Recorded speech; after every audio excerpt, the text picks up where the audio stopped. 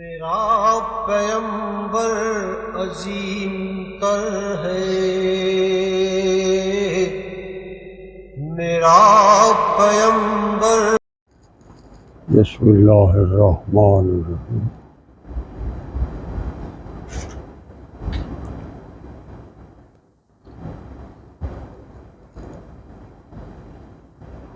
اللہ تبارک و تعالی نے اپنی قدرت بسیط سے جو یہ کائنات کی بساط بسائی ہے، اس میں قدم قدم پر اس کی ذات کا تعارف موجود ہے۔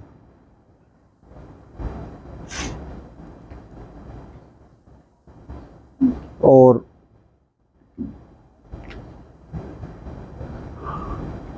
یہ جب تک وہ چاہے گا اس ساری نظام کائنات کو قائم رکھے گا، جب وہ نہیں چاہے گا تو اس کا فرمان ہے یہ پلک کی جھپک سے پہلے نیست و نابود ہو جائے۔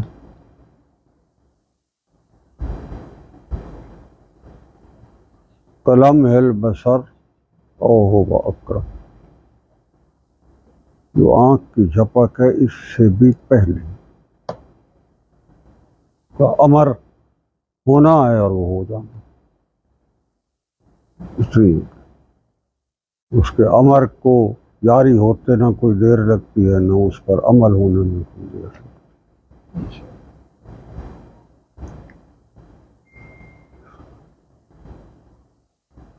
ہمیشہ یہ اللہ کریم کی طرف سے بھی اصول تخلیق اپنایا گیا ہے کہ تخلیق کے وقت تدریج ہوتی ہے، جیسے اس نے فرمایا کہ ان ربکم اللہ الذی خلق السماوات والارض فی ستۃ ایام، 6 دن میں اس نے کائنات کو چاہتا تو وہ ایک لمحے میں، جیسے وہ گرانا چاہتا ہے اسی طرح بنانا چاہتا ہے تب بھی بن جاتا ہے، مگر تخلیق کے عمل میں اس نے تدریج کا اصول اپنایا ہے۔ تخریب کے عمل میں کوئی تدریج نہیں۔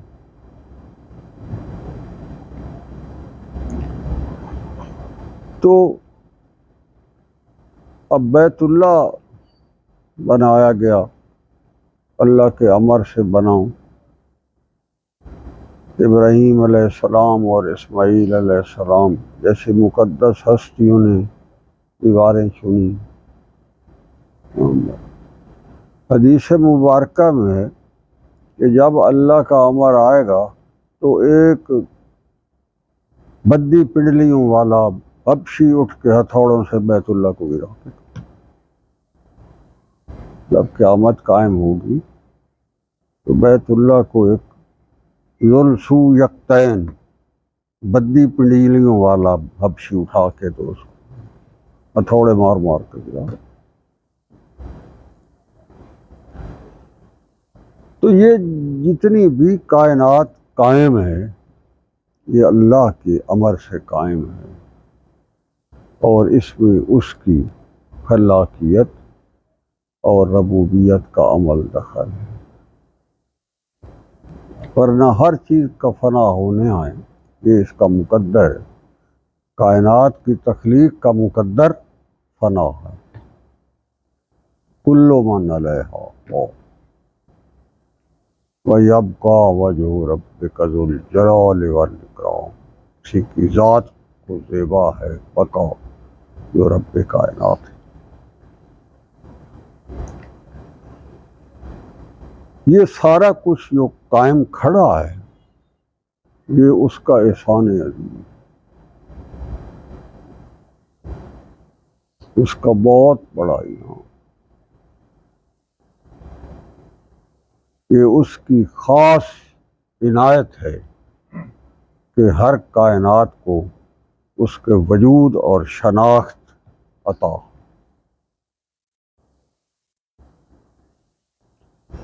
اب اس کا دوسرا پہلو کیا ہے؟ دوسرا پہلو یہ ہے کہ اللہ کے اس احسان کے نتیجے میں اس کی ذات کے آگے مکمل سرنگوں ہو جایا جائے۔ یہ جو عمل ہے، اس عمل کو شکر کریں۔ اللہ نے ہمیں وجود بخشا، اللہ نے ہمیں اس کارخانہ قدرت میں ایک کردار عطا کیا، ہم نے وہ ادا کیا، اور ہمیں پتہ ہے کہ ہم نے ایک دن نہ چاہتے ہوئے بھی یہ جہان چھوڑ جانا ہے۔ اللہ کے حضور حاضری حق ہے۔ تو عقل اور فہم اور تدبر اور تذکر اور دانش اور خرد کا تقاضا یہ ہے کہ اس کے حضور جانے سے پہلے ہی یہیں سے اس کی حضوری عطا ہو جائے۔ وہ تو جانا تو ہے، چلے جانا۔ اس بات کا یقین اس دہریے کو بھی ہے جو اس کی ذات پر ایمان نہیں رکھتا، اس کو بھی پتہ ہے کہ میں نے اس جہان میں ہمیشہ نہیں رہنا، میں نے چلے جانا۔ موت پر کسی کو کوئی شک نہیں۔ اللہ کی ذات کے ہونے پر شک لوگوں کو ہو سکتا ہے، مگر اپنے انہدام اور اختتام پر کسی کو کوئی شک نہیں۔ چلے تو جانا۔ تو اب اللہ تبارک و تعالیٰ کے حضور جانے سے پہلے ہی اس کی ذات کے ساتھ اپنے آپ کو وابستہ کر لینا، یہ شکر کی انتہائی اعلیٰ اور بہترین مثال۔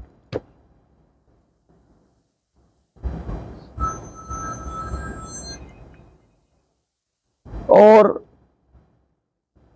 جتنی بھی انسان جن و انس کے علاوہ مخلوق ہے، وہ ساری کی ساری اپنی حیات میں اس عمل پر کار فرما۔ چاند ہو، سورج ہو، ہوائیں ہوں، پہاڑ ہوں، درخت ہوں، سمندروں کی تہ ہو، ان میں بسنے والی مخلوقات ہوں، ہر ایک اپنے اپنے زبان حال میں اس کا شکر ادا کر رہی ہے، اس کی تسبیح بیان ہو رہی ہے۔ انسان کے پاس یہ آپشن ہے، اس نے بھی اس جہان میں اللہ کی طرف سے بہت کچھ پایا، شرف انسانیت پایا، سب سے بڑا انعام۔ وہ قادر تھا وہ بھیڑیا یا جانور یا کوئی چوپایا بھی بنا سکتا تھا۔ اس نے ہمیں اپنی تخلیق میں ایک بہت بڑا شرف عطا کیا۔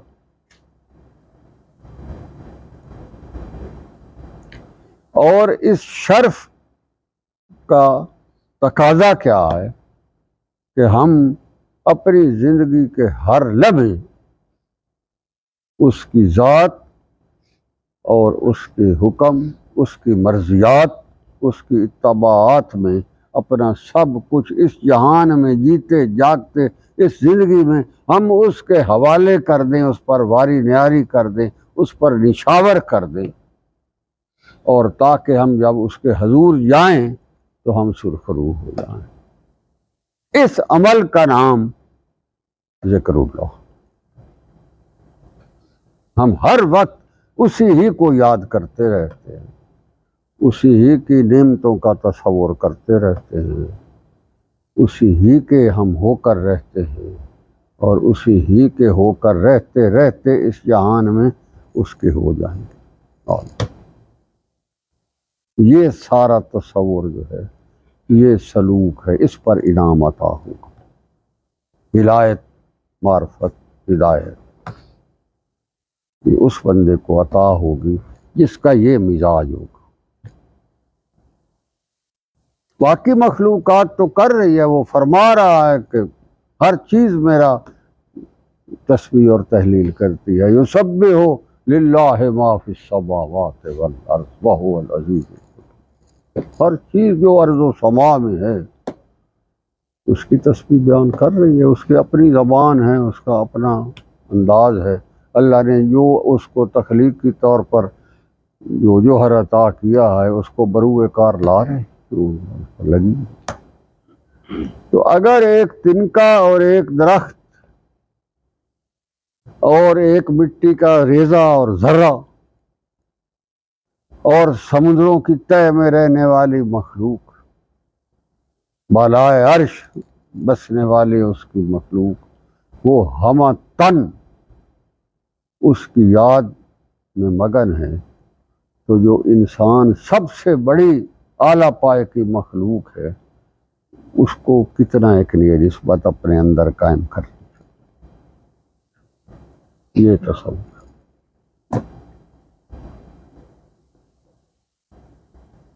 ہمارا تصوف کیا ہوتا ہے؟ سارا کام ٹھیک چلے تو چلے، اگر ذرا سی کوئی بھی اس میں رکاوٹ آ جائے پہلا کام ذکر اللہ چھوڑ کی پایا جی ایسی یہ دیکھ۔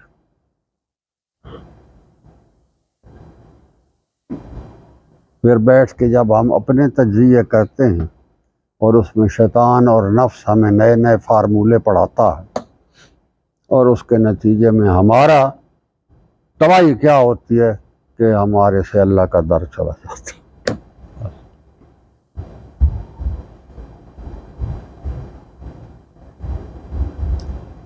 اپنی اس جوہر کی جو حفاظت ہے کہ کسی لمحے بھی ہم اللہ کا در نہ چھوڑیں، اس کی ذات سے تعلق نہ توڑیں، اس کی عطا کردہ انعامات کا تشکر ہماری زندگی کا حاصل اور اس کا ثمرہ رہے، اور ہم ساری زندگی اس کی ذات کے ساتھ اپنی نسبت قائم کر کے یہاں موجود رہیں، اور جب چلے جائیں تو ہم اسی کے ہو کر یہاں سے جائیں۔ یہ جو پاس اور انفاس سے آپ ذکر اللہ کرتے ہیں، یہ میں نے کئی دفعہ کہا ہے کہ ہماری سب سے قیمتی ترین جو انسانی تخلیق میں اللہ نے صلاحیت اور جوہر ودیت کیا ہے، یہ ذکر اللہ ان کا استعمال ہے۔ اللہ نے ہمیں سب سے پہلے اس جہان کی زندگی کے آثار کے طور پر دو چیزیں دی۔ ایک یہ دل کی جو دھڑکنے ہیں، یہ کیونکہ یہ زندگی کی علامت ہے، اور ایک آپ کے سانس کی آمد اور شد ہے۔ یہ دو آپ کے پاس اتنے بڑے اثاثے ہیں، اگر یہ آپ کے پاس ہیں تو آپ زندوں میں ہیں، اگر ان میں سے کوئی ایک بھی چلا جائے تو بندہ زندگی سے ہاتھ دھو بیٹھتا ہے۔ اس کے دل کی دھڑکنیں بند ہو جائیں یا دل ٹھیک چل رہا ہو، اگر کوئی اس کے گلا دبا دے، اس کا سانس کی آمد و رفت روک دے، تب بھی وہ چلا جائے۔ یہ دو چیزیں ایسی ہیں جو آپ کی زندگی کے آثار ہیں، اور اللہ کرم و رحمت نازل کرے مشائخ اعظام پر، انہوں نے ہمیں ایسی عبادت کا رنگ اور ڈھنگ سکھا دیا کہ ہم یہ اپنے دونوں اثاثے اللہ کے پاک نام کے ذکر میں بیک وقت صرف کر رہے ہو۔ سب سے قیمتی جوہر ہمارا یہی تھا، اور ہم نے یہ اللہ کے نام پر لگا دیا، اور اللہ کو یہ بہت پسندیدہ ترین عبادت ہے۔ اس کا انداز ربوبیت اور رحمت اور شفقت اور عفو درگزر اور جود و سخا کا عالم یہ ہے کہ اگر تم نے یہاں اس کی ذات کو اپنی زندگی کا محور بنائے رکھا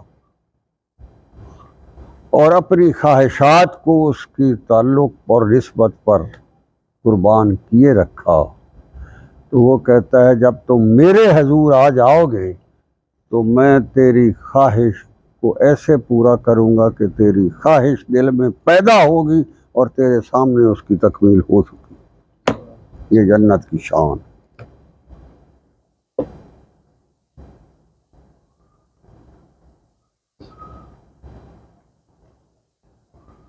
تو عرض یہ ہے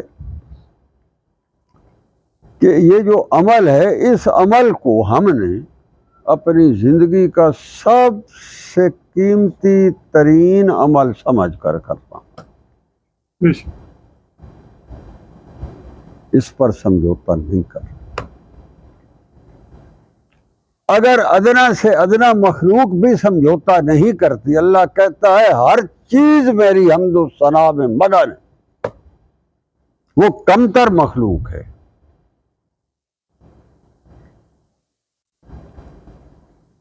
اور ہم مسجود ملائکہ مخلوق ہیں، جو اس کے عرشی فرشتے جو اس کی حضوری میں رہتے ہیں، ہم اس سے بھی بالا تر مخلوق ہیں۔ ہمیں کہاں زیب دیتا ہے کہ ہم اللہ کے ساتھ اپنی اس نسبت کو کمزور کر دیں؟ کیوں کر دیں؟ ہمارے پاس اس کا کیا جواز ہے؟ ہمارے پاس اس کی کیا دلیل ہے؟ یہ وہ عبادت ہے جو انبیاء کرام علیہم الصلاۃ والسلام کو بھی اللہ نے امر کے صیغے میں حکم دیا ہے کہ میرا ذکر کیا کرو، کیونکہ انبیاء کی ذوات مطہر و مقدس پر باقی انسانوں سے کہیں زیادہ انعامات ہوتے، اس لیے وہ باقی لوگوں سے کہیں زیادہ اللہ کے ساتھ حضوری میں اعلیٰ و رفیع ہوتے۔ ان کے قلوب تو دھڑکتے ہی اس کے لیے ہیں، ان پر کبھی غفلت نہیں۔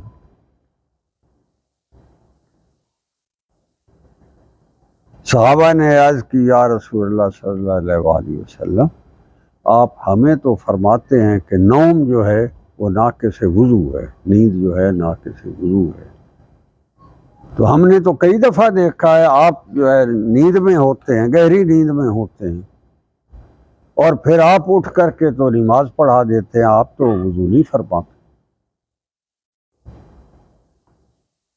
نیند جو ہے وہ انبیاء کے لیے ناقص وضو نہیں ہے، کیا ہے؟ تو آپ صلی اللہ علیہ وآلہ وسلم نے ارشاد فرمایا ہماری انبیاء کی آنکھیں سوتی ہیں، دل نہیں سوتا، یہ ہم تن متوجہ اللہ رہتا، تو ہم پر وہ غفلت نہیں ہوتی جو غفلت عام آدمی پر۔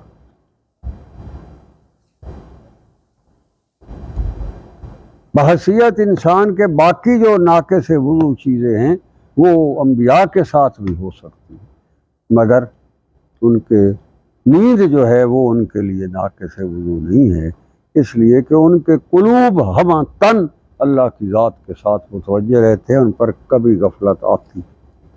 یہ حدیث مبارک۔ تو جس ہستی کا جس کی رسالت پر ہمیں ایمان ہے، جس اللہ کی ذات پر ہمیں بہت زیادہ توقعات ہیں، جس کے ہم ہر وقت دعائیں کرتے ہیں کہ اللہ تو ہمیں یہ عطا کر دے، ہمارا یہ ہو جائے، ہم یہ ہو جائیں، ہم یہ کر دیں، وہ کر دیں، تو ہم نے ان سارے مطالبات کو منوانے کے لیے اس کے ساتھ کوئی نسبت بھی قائم رکھی۔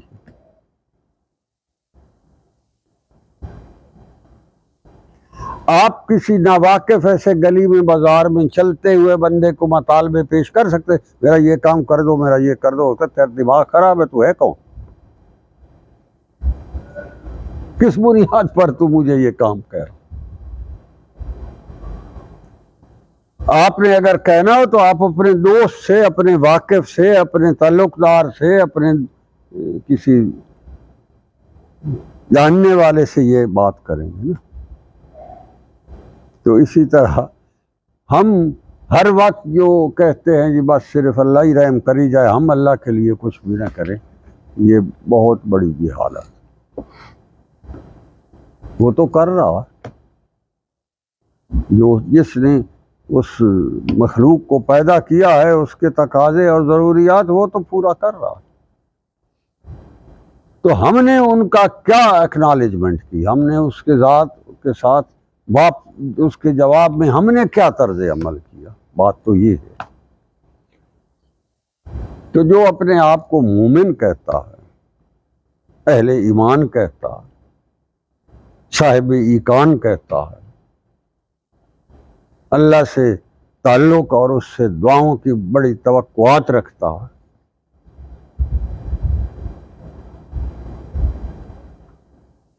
اس کے لیے بھی تو کوئی ضروریت ہے، اس کو بھی تو کچھ کرنا چاہیے۔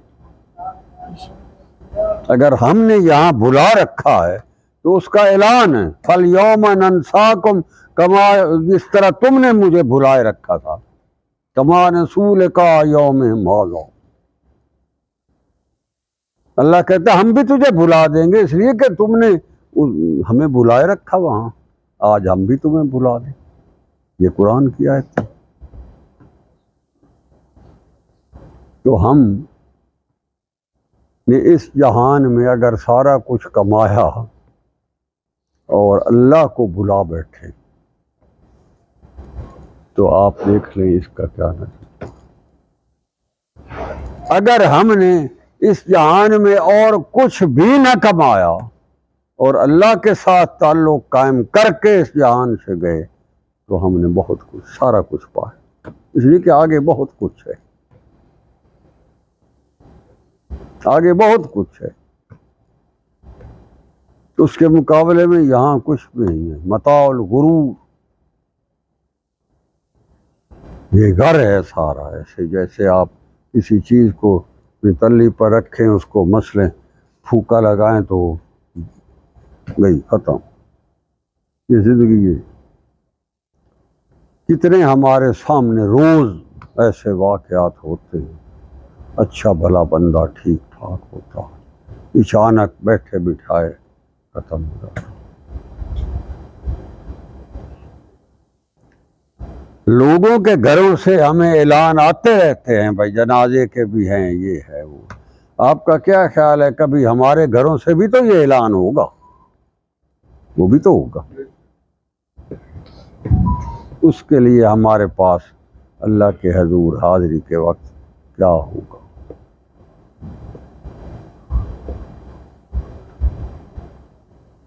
یہ سارا جو زندگی کا حاصل ہے وہ یہ ہے کہ ہمارا تعلق اللہ کی ذات کے ساتھ دن بدن، لمحہ بلمحہ، لحظہ بلحظہ بڑھتے رہنا چاہیے، اس میں کمی نہیں ہونی چاہیے۔ ہماری جیسے فکریں ہوتی ہیں کہ آج میری ایک دکان ہے تو کل کو بڑی ہو جائے، اس سے بڑی ہو جائے، میری یہ ہو جائے، تو کیا ہمارے ذہن میں کبھی یہ خیال بھی آیا کہ آج میرا اللہ کی ذات کے ساتھ تعلق اتنا ہے، اس سے بڑھنا ہے، بڑھتے بڑھتے بڑھتے جب میں اس جہان سے چلا جاؤں تو اللہ کی ذات کے ساتھ میرا تعلق بہت بلند ہوگا۔ جس کا جتنا زیادہ اللہ کی ذات کے ساتھ تعلق قائم ہو جائے گا وہ اتنا زیادہ اس کا مقرب تقرب کیا ہے۔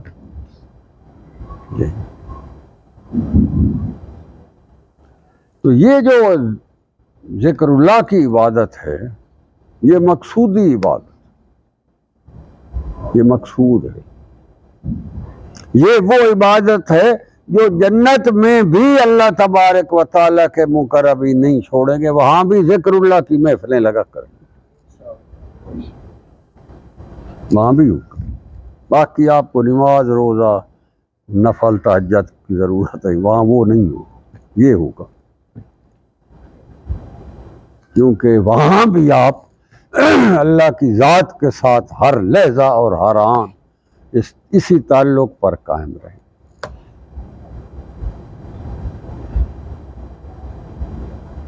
اور اس تعلق کی عجیب قلبی کیفیات ہوتی ہیں، عجیب۔ اس جہان میں رہتے ہوئے بندے کے پاس یہ ایسا کوئی عجیب ہے، قرآن کریم میں مثال بھری پڑی، تعلق اللہ کی انتہا کا آپ اندازہ کر لیں۔ ایک خاتون ہے، اس کو پھانسی پر چڑھایا جا رہا ہے، اس کو تختہ دار پر لٹکایا جا رہا ہے، اس کو مصلوب کرنے کے لیے اس کے جسم میں میخیں ٹھوکی جانے والی ہیں، اور اسے پتہ ہے کہ میں چند لمحوں کے بعد جا رہی ہوں، اور اس کا مزاج کیا بنا ہے، اس کی آواز کیا ہے، اس کا اس سارے کے نتیجے میں اس کا رد عمل کیا ہے، وہ کہتی ہے میں تو جا رہی ہوں، رب ابن لی عندک بیت، وہ کہتی ہے میں آ رہی ہوں اور مجھے وہاں ٹھکانہ وہاں چاہیے جہاں تو ہوتا۔ تو بھائی جنت میں جا رہی ہوں، تو کہتی ہے جنت میں بھی میرا مطالبہ یہ ہے رب ابن لی عندک بیت، جہاں تیرا گھر ہے وہاں ہی میرا گھر ہونا چاہیے، میں آ رہی ہوں۔ کیا عجیب یہ کیفیت اللہ نے قرآن میں بتایا نہیں۔ اور یہ وہ خاتون ہے جو کفر کے گڑھ میں رہتی، فرعون کی بیوی۔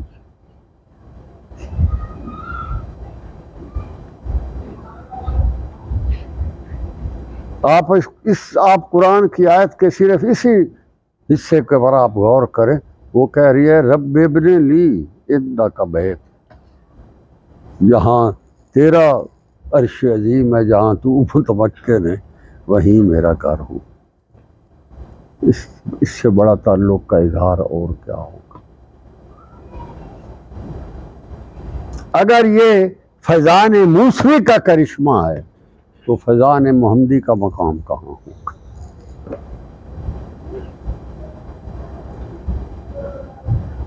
اور ہمارا سلسلہ نقشبندیہ اویسیہ حضرت ابو بکر صدیق رضی اللہ تعالیٰ عنہ، جس کے بارے میں قرآن فرما رہا ہے وَلَسَوْفَ يَرْضَىٰ، میرے محمد صلی اللہ علیہ وسلم میں تیرے اس دوست کو راضی کر کے رہوں گا، جس کی ساری زندگی یہاں اللہ کی رضا اور محمد رسول اللہ صلی اللہ علیہ وآلہ وسلم کی اتباع میں گزر گئی ہے، ظاہر ہے وہاں جا کر اللہ کی توجہ کا مرکز ہوگا۔ مستند روایات میں ہیں حشر کے دن جب لوگوں کے سامنے اللہ کی ذات جلال میں ہوگی اور بڑے انبیاء جیسی مقدس ہستیاں لرزہ بردام ہوں گی، تو اللہ کے غصے کو ٹھنڈا کرنے کے لیے ابو بکر صدیق کے نامہ اعمال سامنے کیا جائے گا تو اللہ کا غصہ ٹھنڈا ہوگا۔ روایات میں موجود ہے۔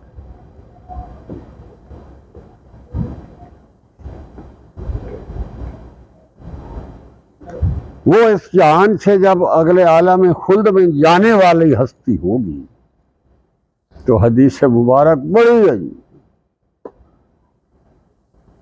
سوال کیا ہے خود حضرت ابو بکر صدیق رضی اللہ عنہ نے، صحابہ کثیر تعداد راوی، کہ اے اللہ کوئی ایسا بندہ ہے جو جب جنت کے دروازوں پر جائے، 8 دروازے ہیں اور 8 دروازوں کے اوپر جنت میں داخلے کا ایک علیحدہ سے سامان ہے، وہ ایک علیحدہ نظام ہے کہ جنت میں داخلہ کیسے ہوگا، جنتی کیسے اس میں ہوں گے، ان کے ساتھ وہاں جنت کے دروازوں پر کیا استقبال ہوگا، کتنے ملائکہ کھڑے ہوں گے، جیسے میں نے اگلے دن بھی مختصر اس کو کیسے آرائش کر کے اس کو آگے جنت میں اس کے مقام پر لے جایا جائے گا، احادیث ہیں۔ تو جنت میں دخول جو ہوگا یہ بھی ایک عجیب و غریب سماں ہے، عجیب سماں، جنت میں داخل جب ہوں گے کیا ہوں۔ آپ صلی اللہ علیہ وآلہ وسلم کا جو جنت میں داخلہ ہے، آپ کے ساتھ آپ کے 70,000 مقربین کہ آپ جو ہے اس جلوس میں آپ جائیں گے جنت، 70,000 آپ کا خدام اور آپ کے جلوس۔ اور ارشاد فرمایا کہ جب میرا قدم جنت میں پڑے گا تو میرے ان 70,000 مقربین کا بھی بیک وقت میرے ساتھ قدم پڑے گا۔ یہ سماں ہے ایک عجیب جنت میں داخلے کا۔ تو ارشاد فرمایا حضرت ابو بکر صدیق رضی اللہ عنہ نے آپ صلی اللہ علیہ وسلم کی خدمت میں عرض کیا کہ کیا کوئی ایسا بندہ بھی ہے یا رسول اللہ جو جب جنت کے دروازوں پر جائے تو جنت کے دروازوں کے دربان جو ہیں ان کے اندر یہ خواہش مچل اٹھے، کاش یہ بندہ میرے دروازے سے داخل ہو، جس سے میرا بڑا اعزاز ہو۔ تو جنتیوں کا اعزاز اس میں ہوگا کہ کوئی بندہ اس کے دروازوں میں سے داخل ہو جو جنت کا وہاں عملہ کھڑا ہو کہ میرے لیے یہ بڑی شان اور عظمت کا سبب ہے کہ وہ ہستی میرے دروازے۔ کوئی ایسا امتی ہے آپ کا یا رسول اللہ؟ آپ صلی اللہ علیہ وسلم نے فرمایا ہاں ہے۔ ساروں نے متوجہ ہوئے، بھائی آپ صلی اللہ علیہ وسلم کس کا نام ہے؟ سارے متوجہ ہوئے۔ جب سارے متوجہ ہوئے آپ نے فرمایا وہ تو ہی تو ہے، تیری یہ شان ہے کہ جب تو جنت میں جائے گا تو جنت کے دربان جو ہیں وہ اس آرزو کو لیے کھڑے ہوں گے، کاش یہ ہستی ہمارے دروازے میں سے اندر آ۔ زندگی تو اس کا نام، وہ سلسلے کے ہمارے سلطان تو وہی نہیں، حضرت ابوبکر صدیق تھی ہمارے۔ کوئی ہو جائے جھلک ہم میں بھی تو آنی تو چاہیے نا اس جہاں، کہ نہیں آنی چاہیے؟